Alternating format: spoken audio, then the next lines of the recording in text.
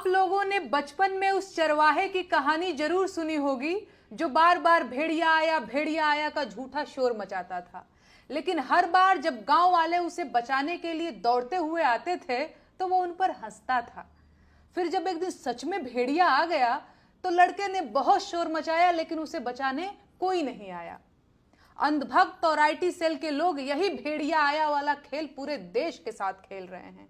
आते जाते हर किसी को वो देशद्रोही कह रहे हैं, चाहे कोई देश को हिंदू मुसलमान में बांटने के एजेंडे के खिलाफ बोल रहा हो या कोई सरकार से उसकी जिम्मेदारियों का हिसाब मांग रहा हो। ये लोग उन सभी को बिना समय गंवाए देशद्रोही बोल दे रहे हैं, क्योंकि वो ये जानते हैं कि किसी आदमी को देशद्रोही बोल देने से उसकी विश्वसनीयता खत्म हो जाती है और उसको अपमानित करना आसान हो जाता है।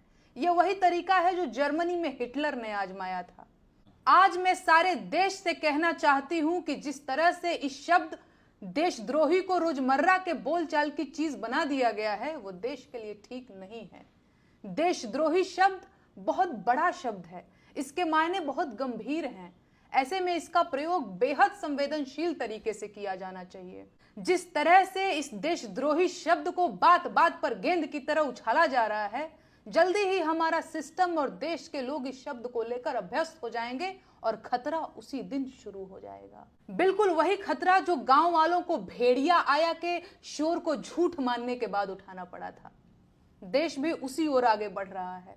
जाहिलों का झुंड देशद्रोही शब्द को होली के लाल गुब्बारों की तरह हर किसी पर मार रहा है और खून खून चिल्ला रहा है। देशद्रोह के नाम पर जिस तरह से इतने ज्यादा फर्जी मुकदमे दर्ज किए जा रहे हैं, क्या हमारी कानून व्यवस्था इस बेहद गंभीर शब्द को लेकर यूज्ड टू नहीं हो जाएगी? क्या इसका फायदा उन असली अपराधियों को नहीं मिलेगा जो सच में देशद्रोही होंगे? ये सब बातें पूरा देश समझ रहा है, लेकिन ये अंधभक्त और उनके आका नहीं मानेंगे। ये लोग भेड़िया आया का शोर मचाते ही रहेंगे। ऐसे में अब ये पूरे गांव की जिम्मेदारी है कि इन मूर्खों और बदमाशों को सबक सिखाए, वरना वो दिन दूर नहीं जब सच में भेड़िया आ जाएगा और पूरा देश शोर सुनकर भी चुप बैठा रहेगा।